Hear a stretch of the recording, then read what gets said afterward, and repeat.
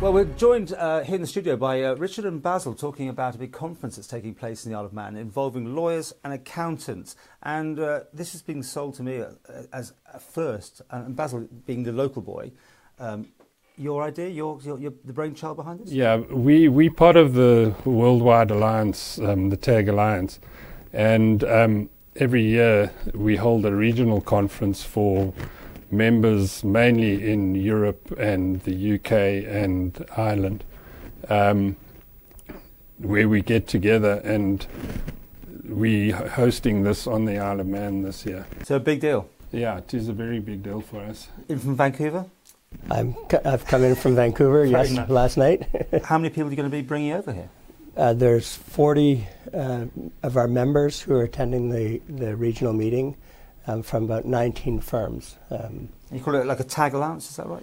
Yeah. Do you want me to explain the TAG? The TAG Alliance is a global multidisciplinary alliance of 165 plus law firms, independent law firms, and 120 independent accounting firms, together with a number of strategic partners in over 108 countries in the world. Did you know much about the Isle of Man? I was here a couple of years ago doing presentations for our members on the island as to the benefits of membership within the TAG Alliances. So you're flying in people from around the world for this? Yeah. Yes, we actually have a member from Nigeria who's come for this meeting, and then we have members from the United States and Canada, not including me, who are going to be attending. So Basil, I mean, it's not just about the Isle of Man. It's just this is being used as a central post. Is it talk about all sorts of issues around the world, the global economy, and Mr. Trump? One of the main reasons why we're part of the network is being on the Isle of Man. Many of our clients need specialists in other countries, and the alliance gives us the ability. Although we're a small accounting firm on the Isle of Man, we've got a global presence, and we can refer our clients confidently to other members to be able for them to do business in other countries. So we use the Isle of Man as the hub. Must be a great showcase for you then to do this. Yeah, no, it is. It gives us a big exposure. And how is the world of accounting and lawyers? Well, lots of hot topics at the moment, and that's one of the reasons why we have these regional meetings, is to deal with topics that are specific to those regions. And so obviously with UK and Ireland, we're dealing with Brexit at the moment, especially after the recent resignations, and so looking at some of the unanswered questions in the face of the Brexit plan that's supposed to be in place by March 2019. And so we're going to be doing a roundtable question and answer with some of our local experts on the impact of Brexit on their practices, both locally in the Isle of Man and throughout the United Kingdom and Ireland, and look for opportunities as a result of it. How competitive is the Isle of Man in this modern world we're living in?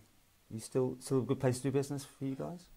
Yeah, I think, we've got some very important members here who are really on the leading edge in many of the important industries and that impact lawyers and accountants. For example, fintech is one of the big industries. DQ Advocates and Browne Craine have experts that deal with disruptive technologies, act for startups in the blockchain space and cryptocurrencies, and they've, for example, they just ran a conference in Barcelona, one of our international conferences, where they were at the forefront in facilitating one of our plenary sessions on blockchain and cryptocurrency, and they seem to have some of the leading experts around the world in that area. Same with GDPR, General Data Protection.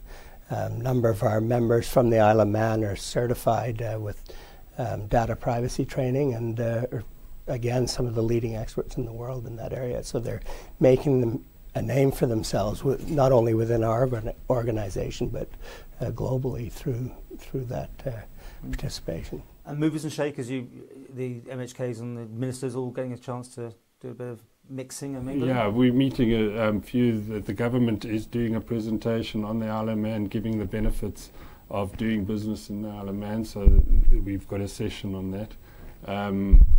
Tomorrow morning there will be a few ministers attending and members from the government. Because everyone says here that there's this quick way of getting things done. I mean, that's what we keep hearing, is that if you've got a problem, you can get somebody in government to look at it. Have you heard all this? Yeah. Well, what was the motto with helping people flourish? Is that freedom to flourish, which I thought is a brilliant motto for the Isle of Man, and so we met with a number of local businessmen this morning, together with the Minister of Enterprise, where we're discussing opportunities for bringing entrepreneurs and other businesses into the Isle of Man, because it's they can facilitate a seamless entry into this market, and makes it it's tax effective.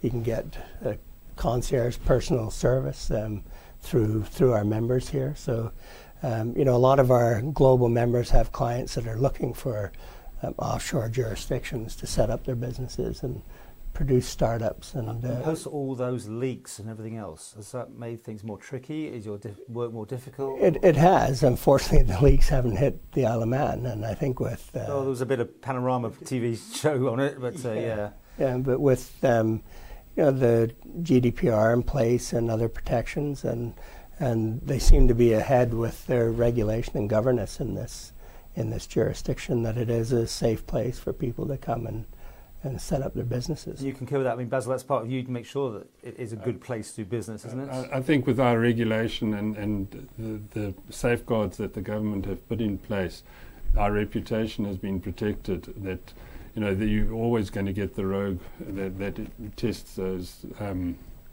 tests the legislation, and hopefully that we find those people.